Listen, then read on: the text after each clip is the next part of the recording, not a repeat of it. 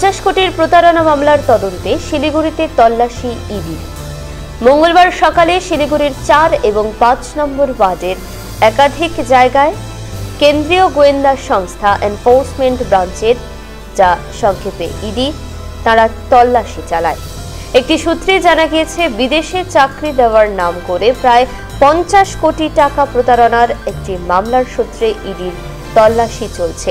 কারণ মামলাটি ভিন রাজ্যের হলেও সেখানে এক ব্যাংক অ্যাকাউন্টের সন্ধান মিলেছে, যেটি শিলিগুড়ির ঠিকানার এক ব্যবসায়ীর নামে খোলা হয়েছিল বলেই সন্দেহ। কিন্তু সরকারিভাবে কোনো তথ্য এখনো ইডির তরফে জানানো হয়নি। যতদূর জানা গিয়েছে, মামলাটি দিল্লির।